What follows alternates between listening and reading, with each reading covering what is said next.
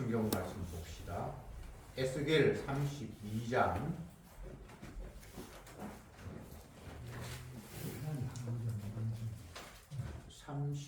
1절부터 10절까지 보겠습니다. 1절에 제12년 12월 초 1일에 여호와의 말씀이 내게 임하여 가라사대 인자야 너는 내 왕 바로에 대하여 너를 불러 그에게 이르라. 너를 열국에서 젊은 사자에 대하였더니 실상은 바다 가운데 큰 강보다 강에서 뛰어 일어나 발로 물을 노동하여 그 강을 더불었도다. 나 주 여호와가 말하여 내가 많은 백성의 무리를 거느리고 내 그물을 네 위에 치고 그 그물로 너를 끌어오리로다. 내가 너를 물에 던져 물에 던져 공중의 새들로 매매하게 하였으니 온 땅의 짐승으로 너를 먹어 배부르게 하리로다. 내가 네 고기를 여러 산에 두며 네 시체를 여러 골짜기에 채울 것이며 내 뼈에 펼쳐진 땅에 물들을 하여 사냥에 미치게 하며 그 모든 개천에 세우리로다. 내가 너를 불 끄듯 할 때에 하늘을 가리워 별로 어둡게 하며 해를 구름으로 가리우며 달로 빛을 발하지 못하게 할 것이며 하늘의 빛을 내 위에 솟게 하여 어둠을 내리라 해버리로다. 나 주 여호와의 말이로다. 내가 네 패망의 소문으로 열국 곧 내 알지 못하는 열방에 이르게 할 때에 많은 백성의 마음을 번뇌케 할 것이며 내가 그 많은 백성으로 너를 인하여 놀라게 할 것이며 내가 내 칼로 그의 왕 앞에서 춤추게 하리에 그 왕이 너를 인하여 심히 두려워할 것이며 내가 엎드러진 날에 그들이 각각 자기 생명을 위하여 무시로 떨리리라. 아멘. 보겠습니다. 계속해서 애굽의 멸망을 예언하시는 말씀입니다. 1절에 보면 제12년 12월 초 1일에 이렇게 되어 있는데 여기서 이제 횟수는 에스겔 1장에 나타난 것처럼 유다의 19번째 왕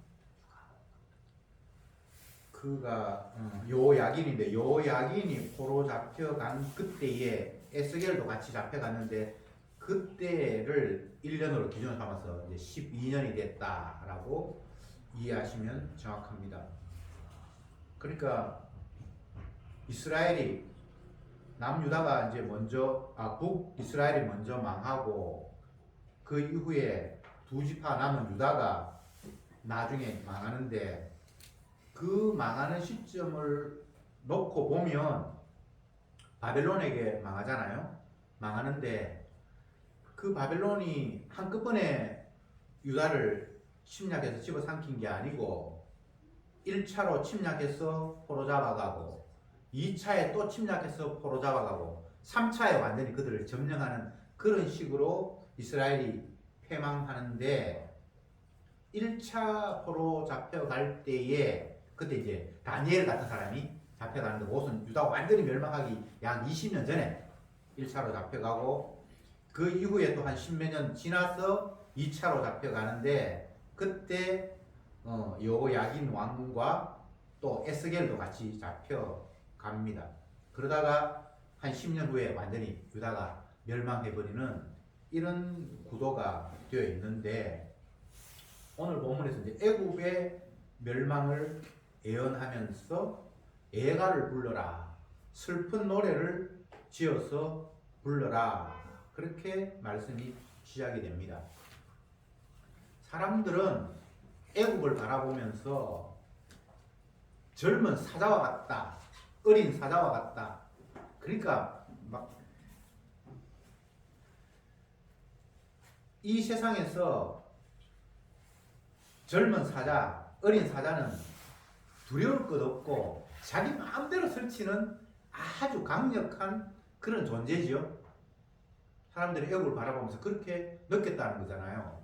그런데 주님은 말씀하시기를 사람들은 너희를 젊은 사자처럼 인식할지 모르지만 내가 볼 때는 그냥 물속에 있는 악어야 이렇게 말씀을 하셨어요. 악어가 물속에서는 대빵이에요. 그보다 더 강한 존재가 없어요. 온 들판을 누리는 젊은 사자 정도는 안 되고 어느 제한된 그 바다 속에서는 아주 강한 존재로 내가 너희들을 볼게. 그런데 내가 그물로 너희들을 끌어서 잡아서 죽일 거야 라고 주님께서 말씀하십니다. 어쨌건 애굽은 강한 나라임에는 틀림이 없습니다. 덜의 젊은 사자만큼은 안 되더라도 바다에서 악으니까 꽤 강했습니다. 그런데 하나님이 그들을 마음대로 설치도록 내버려 두지 않고 그물로 그들을 가두어서 끌고 가서 죽이겠다. 그리고 네 고기를 새들이 먹고 짐승이 쪼아 먹도록 하겠다. 이렇게 말씀하셨고 또 한 걸음 더 나아가서 너희 나라를 부러워하고 의지하고 했던 그 많은 사람들이 이렇게 강한 애굽이 멸망하다니 참으로 놀랍구나 하면서 두렵고 떨 것이다. 이렇게 오늘 본문이 말씀을 전개하고 있습니다. 복음은 무엇을 이야기하는 겁니까? 성경은 복음을 전하는 일인데 에스겔도 하나님의 계시를 받아서 애굽이 멸망한다는 이 소식인데 이게 왜 복음이라는 성경 안에 편입되어 있는 거죠? 애굽이 망한다. 강한 나라였는데 박살났다. 그게 어떻게 기쁜 소식이 되냐고요. 성경은 처음부터까지 다 예수님을 이야기하고 있고 더 범위를 좁히면 예수님이 십자가에 죽었다라는 이야기를 하고 있는 건데 그게 기쁜 소식인데 애굽이 멸망한다. 슬픈 노래를 지어서 불러라.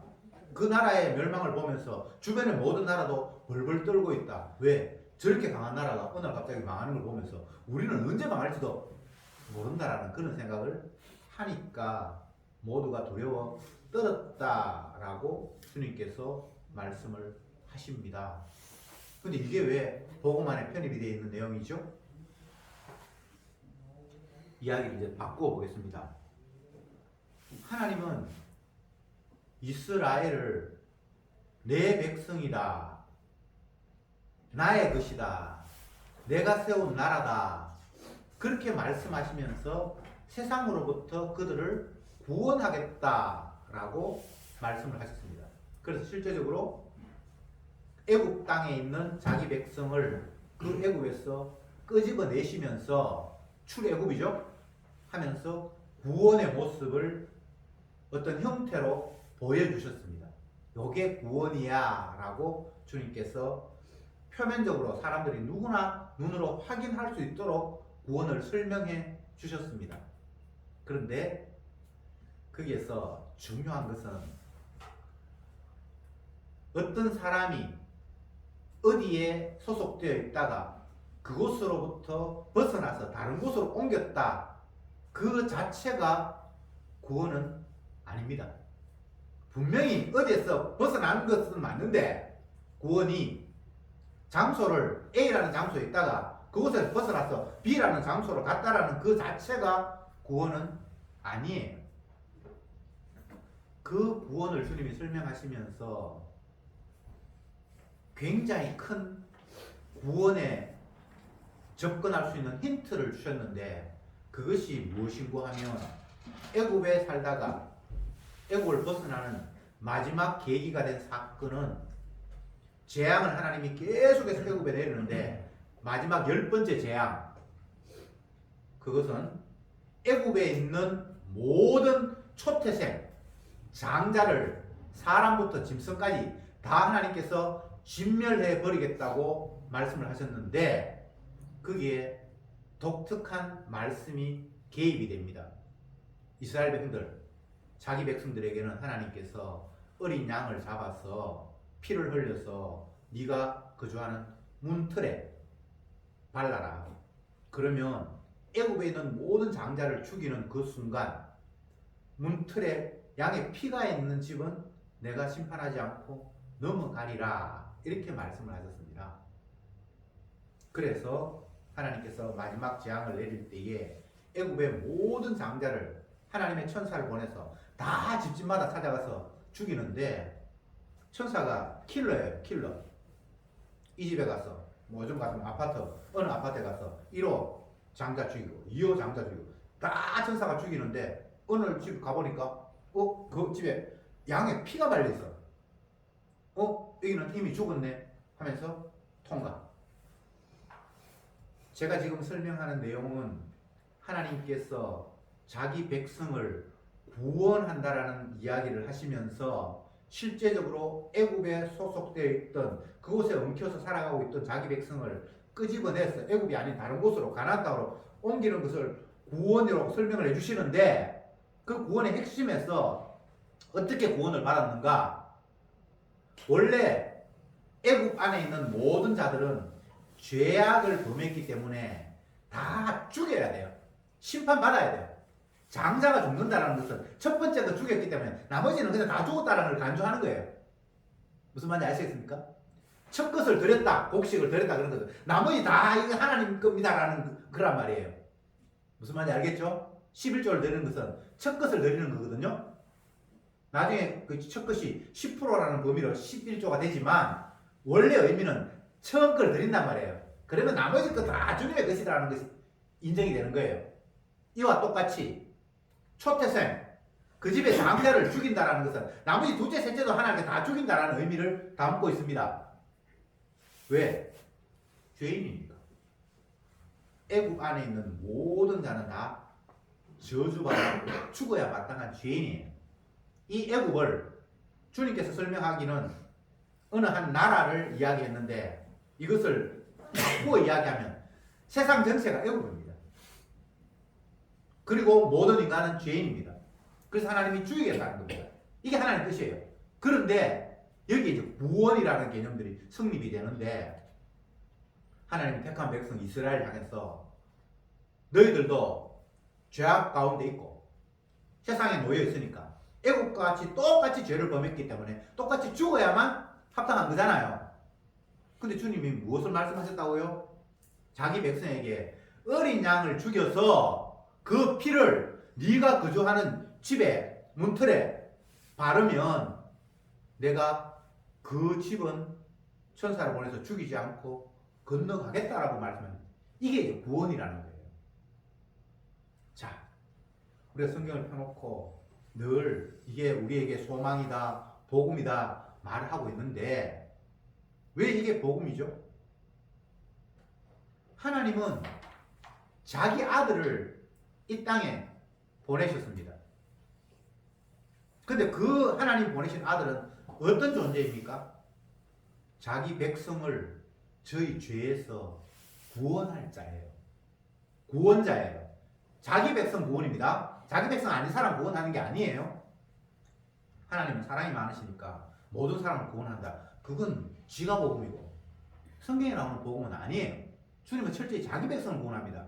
애국을 멸망시킬 때 장자를 죽일 때에 주님이 사랑이 많아서 다 장자를 구원하는 게 아닙니다. 맞죠? 분명히 하나님은 애국의 모든 장자를 죽였어요. 예외가 있습니다. 어린 양의 피가 묻은 고기에만 하나님 심판이 건너뛰었어요. 그걸 주님께서 구원이라고 합니다. 이걸 신약식으로 그대로 옮기면 이 세상의 모든 인간, 우리가 애국 속에 살고 있는데 이 세상의 모든 인간들은 죄를 범했기 때문에 하나님의 심판이 마땅해요. 다 죽어요. 죽잖아요. 표면적인 모습으로 죽잖아요. 근데 그것이 마지막 심판의 모습이 아니라 결국은 죽음 이후에 지옥까지 가는 게 최종 심판인데 하나님께서 자기 아들을 이 땅에 보내셔서 어린 양이 아닌 그 아들이 피를 흘려 죽었습니다. 구약에는 어린 양이었는데 실체의 모습은 하나님의 아들이 죽었어요. 여기 이제 복음이 구원이라는 게 이제 성립이 되는 유일한 어떤 바탕이 깔린 거예요. 그 아들의 피가 묻은 백성, 그는 주님의 심판에서 건너뛰는 겁니다. 그게 성경이 이야기하는 구원이. 그러니까 구원 받은 사람은 지자랑 할 수가 없어요. 아이고 저 사람은 저렇게 망하네, 까불때만 잘 됐다, 그런 것이 아니라 세상에 멸망하는 모습을 보면서, 저주받는 모습을 보면서 저게 내 모습이구나라고 확인하라고 주님께서 그런 모습을 우리에게 계속 보여주고 있는 거예요.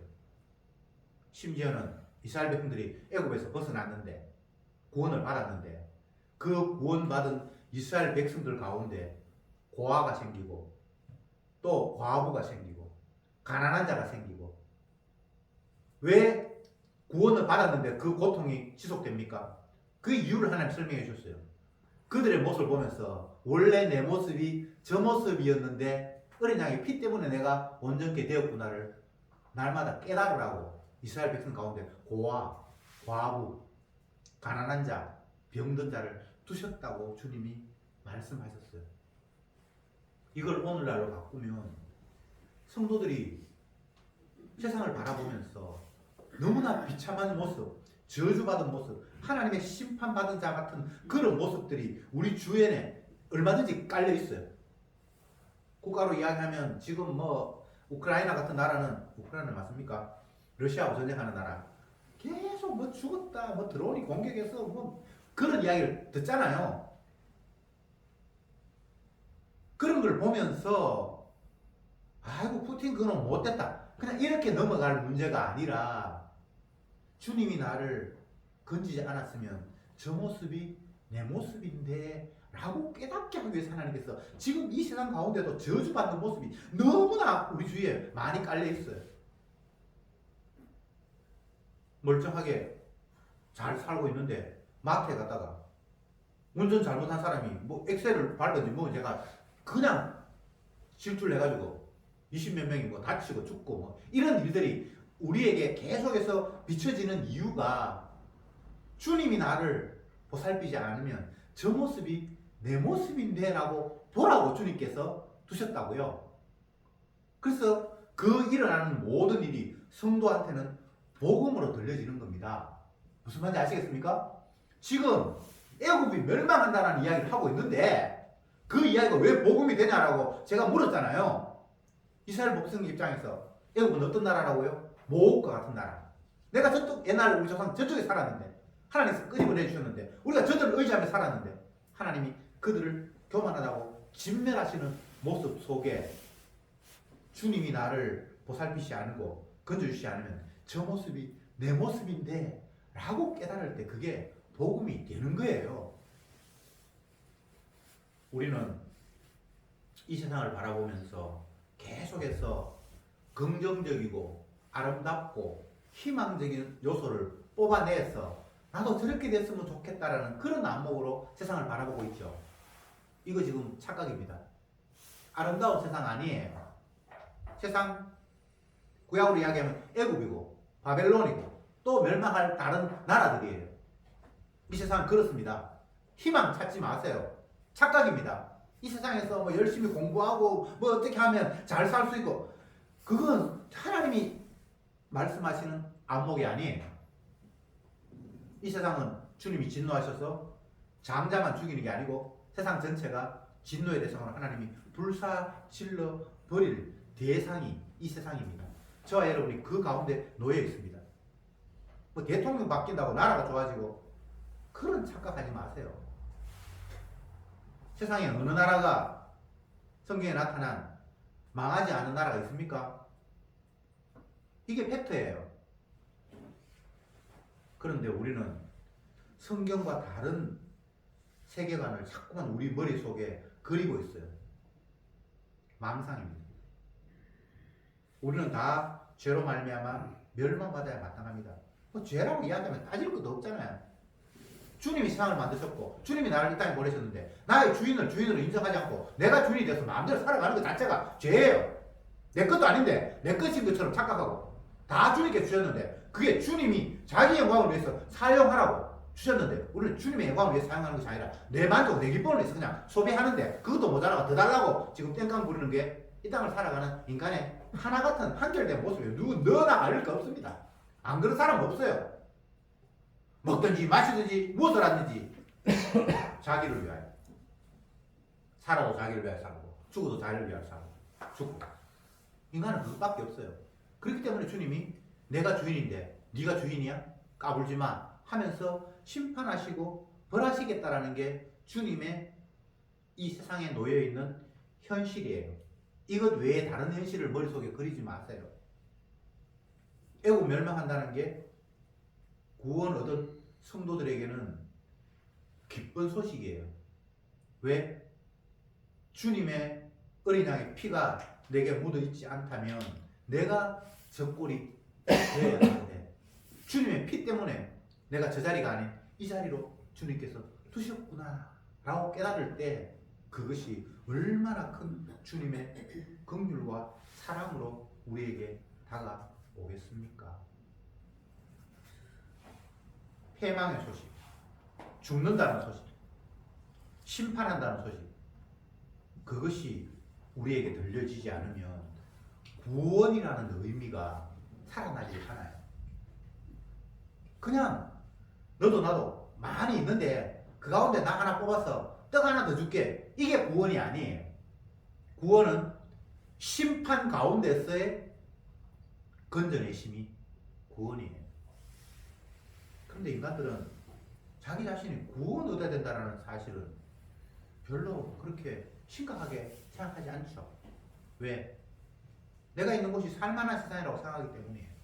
잘만 하면 행복하고 즐겁고 기쁘고 만족하게 살 수 있을 것이라고 세상을 잘못 읽고 있는 거예요.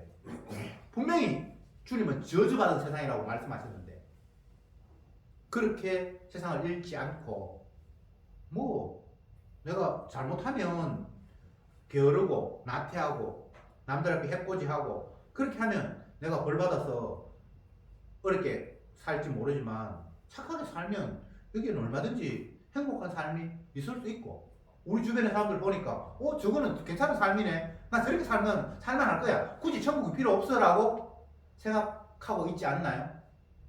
이거 정말 잘못 읽고 있는 거거든요. 최근에 경주에서 뭐 APA인가 뭔가 했는데 세계적인 부자 중에 한 사람이 와가지고 우리나라에 재벌 하고 뭐 어떤 치킨도 먹고 맥주도 마시고 했다 하는 집이 왔다 가고 난 이후에는 완전히 얼마나 사람들이 매여 터지든지 지금 복잡해가 문 닫았대요. 이게 무엇을 설명해주고 있나요? 나도 저 사람처럼 재벌처럼 저렇게 되면 괜찮겠는데 라는 그런 기대와 희망을 가지고 그들이 재벌이 먹은 음식은 무엇이며 그들이 가서 즐겼던 장소는 어떤 곳인가를 나도 경험해보고 싶은 마음 때문에 그 짓을 하는 거거든요. 여러분, 재벌이 살만하다고 여러분 왜 그렇게 착각하고 있죠? 돈 있으면 행복할 것 같아요? 권력 있으면 행복할 것 같아요? 성경을 보세요. 애굽이 왜 망하지요? 남들이 볼 때, 다른 나라 사람들이 볼 때 애굽을 어떻게 봤다고요? 젊은 사자 같은 존재. 젊은 사자는 그칠 것 없습니다. 마음껏 먹고 싶은 거 먹고 가고 싶은 곳 가고. 애굽을 사람들이 그렇게 봤다는 거잖아요. 근데 그들이 어떻다고요? 젊은 사자가 아니고 그냥 물 속에서 까불락거리고 물 더럽히는 악어 정도야. 근데 그것도 지 마음대로 못하고 하나님께서 그물로 그를 가두어서 결국은 시체로 만들 거야 라는 것이 세상의 팩트예요. 재벌, 부자, 우리는 젊은 사자처럼 마음껏 뛰놀면서 나도 젊고 싶잖아요. 그 앞에 나는 조그마한 어떤 뭐 양밖에 안 되는데 젊은 사자 같으면 내가 집을 삼킬 것이고 나도 젊은 사자 되고 싶다. 근데 그게 착각이라는 거예요. 젊은 사자 아니고요. 물속에 있는 그냥 악어인데 그것도 하나님이 그물로 가두어서 결국은 시체 만들겠다는 것이 하나님의 말씀이잖아요. 오늘 이 말씀이잖아요. 근데 뭘 부러워해요? 애국이 부럽습니까? 바벨론이 부럽습니까? 두로와 시돈이 부럽습니까?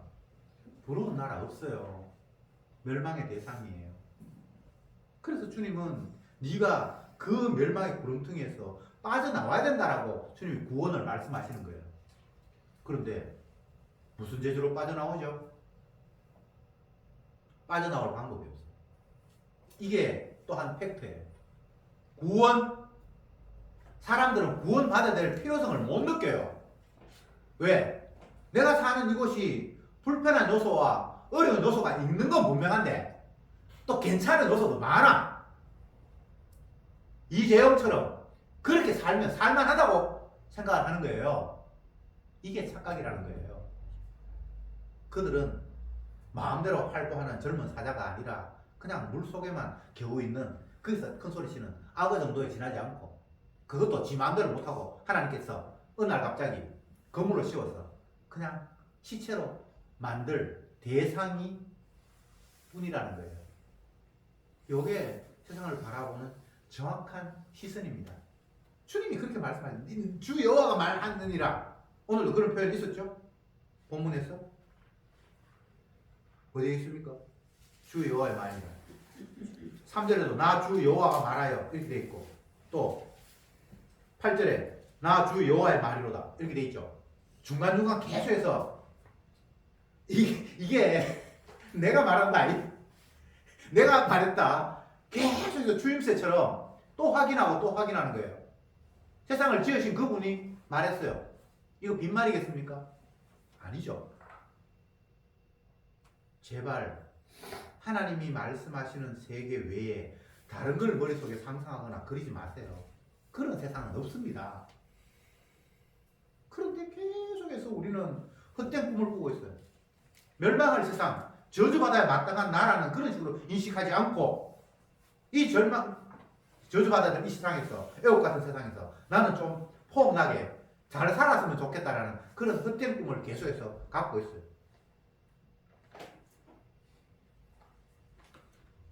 구원은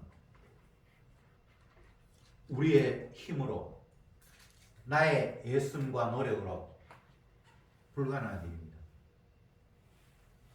애굽인데, 애굽에 살고 있는데 애굽에서 내가 무슨 재주를 벗어납니까? 이스라엘 백성들이 애굽에서 벗어날 재주가 있다 없다? 없다. 애국과 하나도 다르지 않아요. 그래서 애국과 함께 멸망하는 게 맞아요. 그런데 어린 양이라는 전혀 다른 요소가 거기에 투입이 되고, 근데 어린 양이 살아서 이스라엘 백성들을 끄집어내는 게 아니에요. 어린 양이 죽어요. 구원자가 죽어요. 피가 뿌려져서 발견됐다는 것은 죽었다는 이야기잖아요. 그리고 그 죽음의 피가 구원 얻을 백성들에게 발렸었다는 이야기예요. 집의 문에 발렸다는 것은 그냥 우리에게 피가 덮여졌다는 이야기예요. 그런 상태에만 주님께서 자기 백성이라고 인정하시고 구원하는, 건지는 것, 이게 하나님의 프로젝트예요. 그러니까 이 일 앞에는, 이 하나님의 계획 앞에는 인간이 할 일이 아무것도 없어요. 우리는 무엇을 해도 내가 나를 건지지 못해요. 물에 빠진 사람이 지가 뭐 어떻게 해가지고 자기 뭐 신발끈을 당기든지 뭘 해가지고 물에서 나올 방법이 없어요. 제3의 요소, 전혀 다른 세계에서 우리를 끄집어내 주지 않는 한 구원이라는 것은 있을 수가 없는 거예요. 이게 성경이 하는 이야기예요. 그런데 어린 양의 피가 어떻게 우리에게 뿌려지고 발려지는가? 이건 우리의 의지와도 상관이 있는 게 아니에요.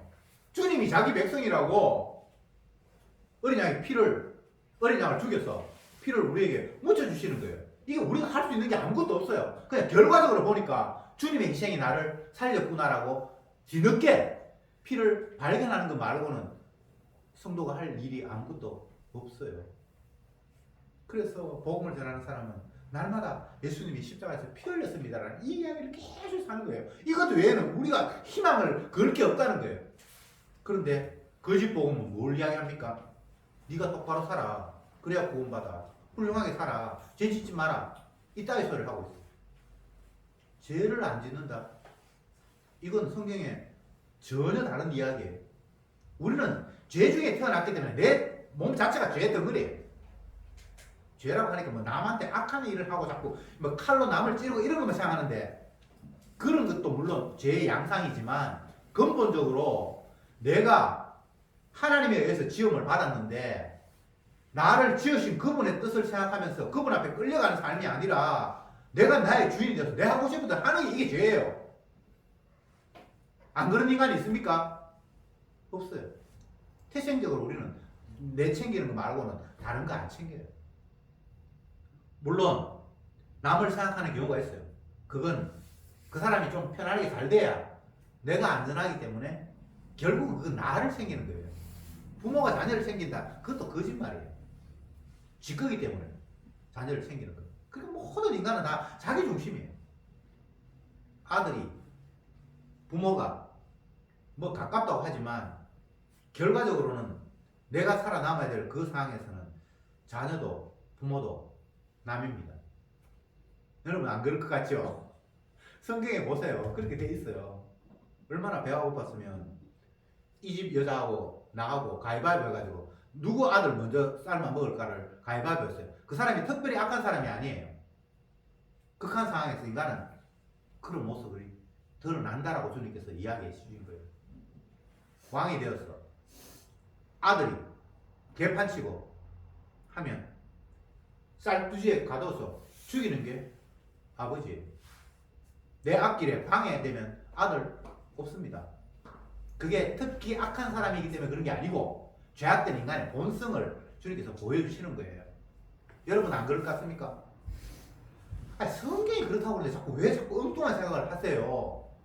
자녀, 부모 다 자기를 위해서 그냥 이용하는 것 뿐입니다. 결론적으로 이야기하면. 그래서 우리는 죄인이에요. 부모 사랑하고 뭐 자녀가 어머니를 생각하고 다 그 빈말이에요. 목사가 교회를 생각하고 교회는 목사를 생각하고 그것도 착각이에요.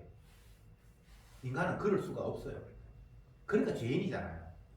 그러니까 주님이 심판하는 게 마땅하잖아요. 왜 주님의 관점에서 바라보지 못하고 자꾸 다른 어떤 뭔가를 그림을 그리느냐고요. 그게 마귀에게 놀아나는 꼴이에요. 왜? 하나님 말씀하신 그대로 돼버리면 내가 너무나 초라하고 희망이 없어요. 구원이라고 이야기했는데 네 힘으로 구원 안 된다고 우리 이야기해버리면 우리가 뭘 할 게 없어요. 기도하면 응답받는다라고 이렇게 이야기하면 기도할 마음이 생기는데 하나님이 너희 기도 안 된다고 하면 누가 기도하겠습니까? 그렇지 않습니까? 근데 주님은 그렇게 다가오시는 거예요. 그러니까 기도든 예배든 우리가 뭔가를 얻기 위해서 투자하듯이 했다. 그건 다 가짜예요. 그럼 무엇이 진짜인가? 내가 얻으려고 한 게 아닌데 하나님께서 나를 그 자리에 밀어 세워서 할 수밖에 없었던 거예요. 자녀가 태어났어요. 내가 낳은 게 아니에요. 하나님께서 낳게 샀어요. 그게 주님께 사신 거예요. 여러분 무슨 재주로 자녀를 낳습니까? 안 돼요. 하나님이 그냥 낳게 하신 거예요. 여러분들 무슨 재주로 이 땅에 대한민국에 태어났습니까? 어떤 사람은 울산에 태어나고 서울도 태어나고 대구도 태어나고 했는데 여러분이 살기 좋은 곳을 지명해서 이 땅에 태어났습니까? 그냥 던져진 거예요. 세상이 다 이런 겁니다. 우리가 뭘 할 수 없습니다. 직업을 선택한다고요? 결론적으로 주님께서 그 일을 하게 하셨기 때문에 그 일을 하는 거예요. 내가 원하는 세상 아예 없습니다. 그러면 하나님이 주가 아니죠. 예수님이 주가 아니죠. 주라는 분이 따로 계시는 것은 그분이 자기 뜻대로 이끌어 간다는 것을 인정하는 거잖아요. 근데 우리는 말은 뭐 주님 그런데 뭐 내가 주가 되어가지고 내가 원하는 거 내가 할 수 있는 것처럼 자꾸만 착각하고 있잖아요.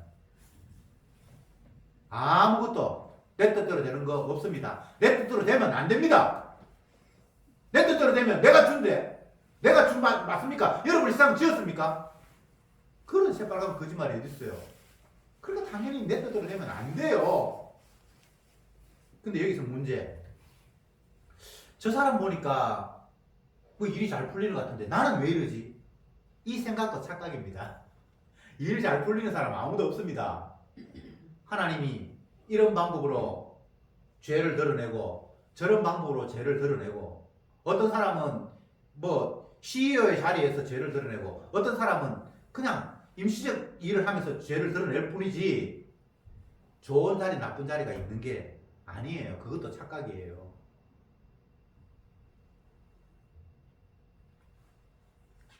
코스모스가 아름답습니까? 벚꽃이 아름답습니까? 그런 물음 자체가 어리석은 거예요. 주님이 자기 영광을 위해서 이런 모습으로도 만들었고 저런 모습으로 만들었고, 최아가 자기 반에서 키가 제일 크대요. 근데 모든 사람들이 다 큰 건 아니거든요. 어떤 사람은 하나님께서 크게 하시고 어떤 사람은 작게 하시고. 그냥 사람으로 보면 키 크고 하면 멋있어 보여요, 작은 것보다. 그건 인간의 시각이고, 하나님은 필요에 따라서 이런 사람도 만들고 저런 사람도 만들고 남자도 만들고 여자도 만들고. 그 주님의 시야에서 보면 그냥 다 하나님이 나를 이렇게 만드셨구나, 주님이 자기 하시는 일을 위해서 나를 이렇게 했구나, 그냥 감사하면 돼요. 남들을 보면서 너는 왜 그 모양이니 이렇게 비아냥거리는 것도 말이 안 되고, 지 혼자 잘난 처럼 그렇게 해도 안 되고, 하나님이 나를 이렇게 만드셔서 주님이 영광 받기를 원하셨구나, 그러면 겸손한 마음으로 감사하면 돼요. 누구와 비교할 필요 없어요. 저 사람은 저런데 나는 왜 그런가. 열등감을 갖는 사람은 꼭 자기보다 괜찮은 어떤 모델을 보면서 자기 자신을 초라하게 생각해요. 그럼 반대로 자기보다 훨씬 못한 사람하고 비교하면 자기가 초라하지 않잖아요. 지금도 전쟁이 일어나서 총알이 막 왔다 갔다 하고, 그 상황을 여러분 한번 생각해 보세요. 여러분이 얼마나 평안한 가운데서 하나님께서 나를 보살펴 주시는지. 인간은 쓸데없는 비교를 하고 있어요. 이제 말씀을 정리합시다. 하나님이 애굽이라는 나라를 멸망시키겠다고 말씀하시면서 이제 슬픈 노래 부를 준비해라, 통곡할 준비해라 라고 말씀하셨습니다. 이게 왜 기쁜 소식이냐고요? 애굽만 멸망하는 것이 아니라 내가 저주받고 멸망해야 되는 존재라는 사실을 하나님은 애굽의 멸망을 통해서 이야기하는 거예요. 우크라이나의 전쟁을 통해서, 또 아니면 이스라엘 그쪽에 가자 지구의 그 전쟁을 통해서 하나님께서 말씀하시는 것은 내가 너를 보살피지 않으면 네 꼬라지가 저 꼬라지라고 지금 이야기하시는 거예요. 그런데 주님은 자기 긍휼로 나에게 피를 뿌려서 네가 받아야 될 저주 내가 대신 받고 너는 저주 안 할게, 내가 너를 구했다, 이렇게 다가오시는 것이기 때문에 이 이야기가 기쁜 소식이에요. 성도에게는, 성도 아닌 사람들이 기쁜 소식 아닙니다. 주님 내 피를 뿌린지도 모르겠고 나를 죄에서 건진지도 모르겠고 예수님이 대신 저주받음이 내가 용서받을 근거가 되는 것도 믿어지지도 않고, 그런 사람에게는 기쁜 소식이 아니에요. 그런데 믿음이 선물로 온 사람은 이 이야기가 기쁜 소식으로 들려지는 거예요. 내가 저주받아야 되는데 주님께서 저주에서 나를 건져 주셨구나. 이것이 내 공로가 아니라 주님의 희생이 가미되어서 내가 이런 자리에 오게 되었구나. 내가 감을 먹고 주스를 마시고 이 모든 것들이 내가 당연히 먹어야 될 자격이 있어서 먹는 것이 아니라 주님이 희생하셨기 때문에 그 희생의 근거로 나에게 값없이 주어진 은혜요 사랑이었구나를 깨달을 때에 그 무엇 하나 주님의 은혜 아닌 것이 아무것도 없습니다. 모든 것이 주님의 희생에 근거해서 주어지는 사랑과 은혜와 긍휼의 혜택이 오늘도 자기 백성에게 주어지고 있습니다. 이걸 깨달을 때에 우리는 오로지 주님의 대신하신 희생, 어린 양이 되어서 뿌려진 그 피가 없으면 용서가 없기 때문에, 양이 살아서 이스라엘 백성들이 출애굽이 되는 법이 없어요. 양이 반드시 피 흘려 죽을 때, 이것을 사도 바울은 그 아들 예수의 피가 우리를 모든 죄에서 깨끗게 했다라고 말했습니다. 주님의 십자가 외에 다른 방법으로의 구원은 없습니다. 십자가 외에 다른 것에 기대해 갖는 것은 다 마귀의 장난입니다. 기도합시다. 주님, 우리는 주님이 대신 십자가에서 저주받음으로 말미암아 우리를 저주에서 건져주신 주님의 사랑을 입었건만 그 사랑, 그 은혜 생각하지 못하고 이 땅에서 물질이 조금 더 많았으면 행복할 것 같고, 공부 좀 더 잘했으면 행복할 것 같고, 얼굴 잘생겼으면 행복할 것 같은 전혀 복과 상관이 없는 엉뚱한 곳에 우리의 마음이 빼앗겨 있습니다. 주여, 이 어리석은 종을 용서해 주시옵시고 우리를 구원하기 위해서 대신 생명을 주신 그 주님의 사랑이 얼마나 고귀한가를 날마다 순간순간 깨달으면서 그 은혜, 그 사랑 감사하는 저들이 되게 하옵소서. 예수님의 이름으로 기도드리옵나이다. 아멘.